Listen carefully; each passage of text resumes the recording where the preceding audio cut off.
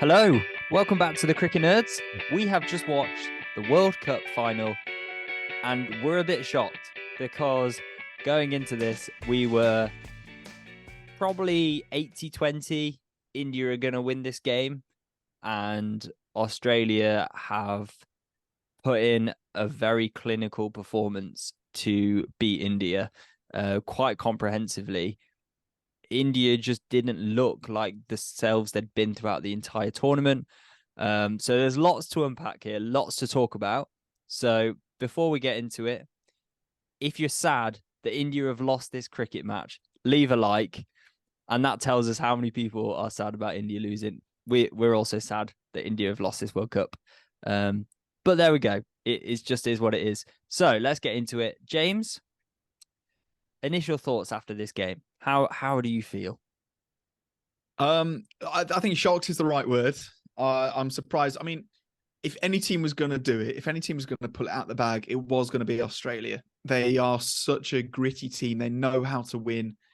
They are just a team full of match winners, and it showed. You know, they had the guts to restrict India. Even though they let India bat first, they restricted them to only 240, and then they went out all guns blazing the way they have. That they stuck to their mantra, and even after losing an early wicket, Travis Head still went hard.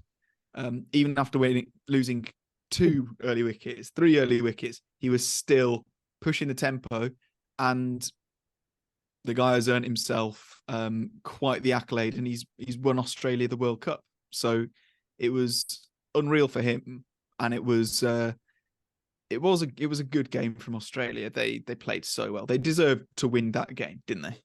On the day, it was the best team that won. I think India, they just didn't look themselves with the ball. I think you could have forgiven Pat Cummins today for saying, for winning the toss and having a bat, doing the stunner thing where you try to put a big score up and defend it.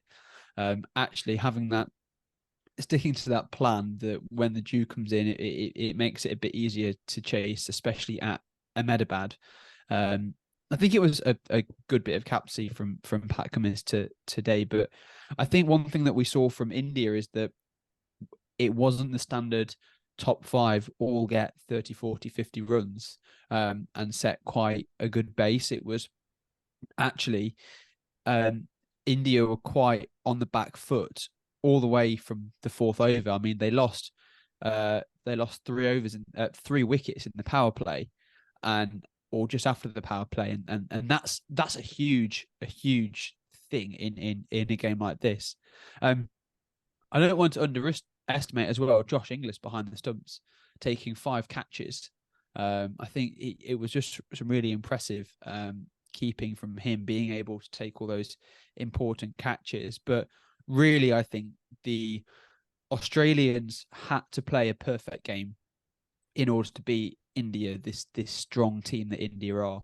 And I think the Australian bowlers played the perfect game today. Yeah, I think for Australia, it's quite. They're coming in the best way and being underdogs, thinking we have to play really well. They seemed up for the fight. I mean, you look how well they fielded. They were all over the place. They were scrappy. They didn't let India get any easy runs, and it just showed. I mean, when you think about the India team, I think you were right, Benji, in terms of they didn't have their usual how they score big scores. And Ravi Jadeja hasn't really batted much this tournament. Suryakumar Yadav, when he's been given the opportunity, hasn't necessarily been his destructive self that we're used to seeing, which means that really they're so reliant on that top 5 scoring runs. And I think Australia exposed them a bit today, because as soon as Virat Kohli was out, that kind of just stemmed all flow of run scoring. Rahul wasn't able to take it deep. And yeah, they just lost legs, really. I think there were 3 moments where India were in this game. I think in the start of their innings when Rohit Sharma was firing. Then there was the partnership between Kohli and Rahul. And then there was the other moment when Australia were 40 odd for 3. Now, I don't know what you think about this, James. I'm interested in your opinion. any other team in that situation against India with the crowd at 42 for 3, I think it was 42 for 3, would have crumbled. They wouldn't have been able to build that partnership. But Australia just didn't seem to panic at all. Do you think that's almost a mindset thing of Australia because they're so used to winning cricket games, or do you think it was just purely very good cricket from them? I'm going to say a bit of both. I think it's there must be just an inbuilt Australian stubbornness and just grit and fight, because you're absolutely right. Like Travis Head, who was obviously the standout batter, he refused to let any other things affect him. You know, he seemed so secure in his own game. And when I contrast that to some of the teams that didn't do as well, a lot of them seemed unsure and insecure about the way they were playing. Whereas he was so unfazed by what was going on around him. He was more than happy to carry on being aggressive as much as he wanted, but he was also more than happy blocking a lot. Like it was a very well paced innings, first of all. But yeah, so that was one where obviously that was India were on top at the start of their bowling innings, and then with the batting, India. I don't know. I don't know if there was some slightly soft dismissals or if it was just Australia really baying for blood every time. Like they never let their heads drop in the field, and that makes a big difference. And I want to highlight one of their bowlers, who is Glenn Maxwell, because he has actually been so important for Australia in this World Cup. You know, we talk about being able to balance sides, and an all-rounder is almost always the key to that. And when you look at Australia's lineup with Warner, Head, Marsh, Smith, Labuschagne, Maxwell, Inglis, that's your top 7. If you didn't have some decent bowling options in there in Maxwell and some of Travis Head's serviceable off spin, then you've only got 4 bowlers. So they do rely quite heavily on their part-timers, but their part-timers have been good enough. And that might be the difference between, you know, how well they've done and some other teams, because like India have to play 1, 2, 3, 4 out-and-out bowlers. And then like Ravi Jadeja, who is, you know, he's a good ODI player, but, you know, he's not always the best. And then they've got Sky, who he's a T20 player and he seems a bit confused. India have been the best team this World Cup, and that remains the case. They just didn't win the final, and so that's what you need to do to win the World Cup. You got to win the knockout games. And really, yeah, funny that. But so I can't exactly take India apart in terms of the team composition or how well the team's playing, because it's been the same team that's won every single other game in this World Cup. Yeah. I mean, and not really a close one either. No, you mentioned the bowling lineup of India, and we've seen throughout the tournament they've been class. They've won games from nowhere. I mean, Jadeja's had match-winning performances as well, and he's a very class bowler in India. But Ben, you're the resident bowler here. Mohammad Shami looked a bit off the boil today, didn't he? Yeah. He wasn't bowling his normal standard, didn't he? It was quite an expensive first over, quite a few wides in there, both sides of the wicket. Yeah, it really wasn't Mohammad Shami's best day with the ball. But again, it's just one of those things when you're in that big setting, when the pressure is on. I think both of these teams have showed ridiculous amounts of talent and ability this World Cup, and you can't really knock either of these teams for what they've put in. I think what it really came to was just the mindset and the execution in one game of cricket, which was the final. And it's just one of the things that happens with cricket. I mean, when you look at, particularly I want to look at Shami and Siraj today and how they bowled compared to the paces for Australia. You can see a lot of difference in the number of overs they bowled, their economy. They weren't potentially hitting their lines as well. Siraj was held back quite a bit later in the game as well, because I think the idea being to get the spinners on first before the ball was getting a bit too dewy, and whether because India were bowling second, they lost a bit of that early swing, which has been so vital for Shami, and Shami's been swinging the ball around corners the whole tournament and just wasn't quite doing that today and wasn't quite putting it on the spot. So I'm not sure what it was, but as bowlers, we can just have those days, can't we, where it's just you're just a little bit off. Whereas in contrast, as I said earlier, like if you look at Cummins, Stark and Hazelwood, they played their perfect game. They've had their off days already, and they came into this final with a mindset of we're going to execute and play our perfect games. And between them, they bowled 30 overs and they took 7 of the wickets.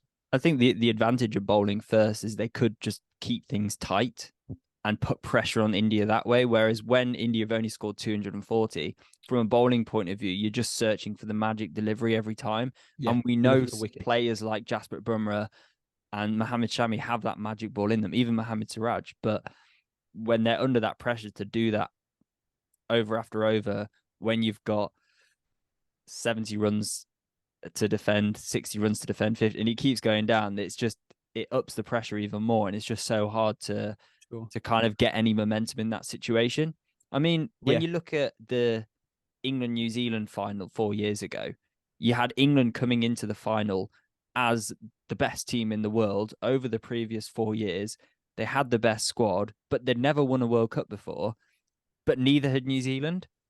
So England kind of had some assistance there, whereas coming into this final, India haven't won a World Cup since 2011.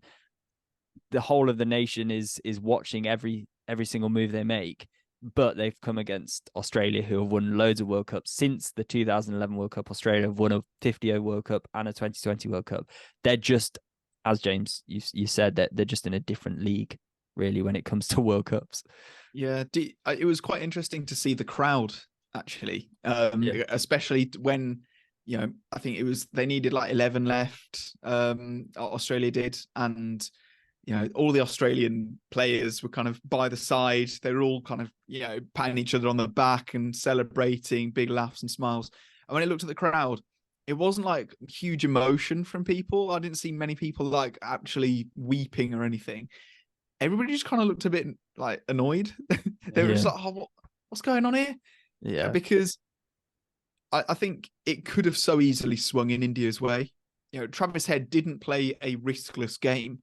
There were, plenty of edges that went kind of short, and he played plenty of uppish shots in crucial times of the game. And in any other situation, he could have picked somebody out on the boundary. It doesn't take a lot.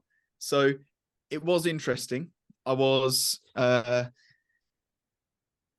very impressed because it was risk taking done well, and in Australia they took their chance, and it is real do or die in the final, because there's no point kind of leaving wondering what if, and that's exactly what Travis Head didn't do. And even though it meant that he went out with 2 runs to win the World Cup and he couldn't actually finish it, he'd still got the job done by that point. And I think it was apt that Big Glenn got them over the line. Yeah. I think with this game, Travis Head did put an immense contribution towards this. And I mean, it was a really good 100, and he's joined a class of legends of people who've scored hundreds in World Cup finals. But I think Marnus Labuschagne's innings shouldn't go unnoticed. Like it was a slower innings, but he played the correct innings. He played the test match innings that was needed. And because he was there anchoring and staying in, it allowed Travis Head to play those big shots. And it allowed Travis Head to keep that pressure on the Indian bowlers. And yeah, I think well done to Australia. And on the day, they managed it. Yeah, I think we've seen a really good World Cup. And when you look at some of the teams, the top teams, South Africa, India, Australia, New Zealand, all their players, there's going to be a changing of the guard, really. Because I don't know if Kohli's going to play another World Cup, or Rohit Sharma, or Care Rahul or Marnus Labuschagne, David Warner wouldn't. In the England team, we're seeing a lot of their players move on. So if there is another 50 World Cup, which there might be, but we don't know, there's going to be a whole new roster of players that we're going to look forward to seeing grow and come into the teams over the next 4 years. So it's going to be a good one. But thanks to everyone who has subscribed during this World Cup, who's found the channel during this World Cup, who's liked any of our videos, who's left any comments. We've really appreciated all the support we've had during this World Cup. But for us, the World Cup isn't the end. We're going to keep going. There'll be more to come. I'm sure we'll release some form of summary of the World Cup, who is our team of the tournament, those sorts of things. So stick around for that. If you've enjoyed, leave a like. If you want to become a member, then you can do so by clicking the button next to the subscribe button below. Really helps us out. And that would be or if you're on your phone, the link's in the description. Yes, there is a link in the description as well, so you can check that out. You can follow us on social media. We're at Cricket Nerds Pod. The link tree's in the description. But other than that, thanks so much for watching, and we'll see you in a future podcast.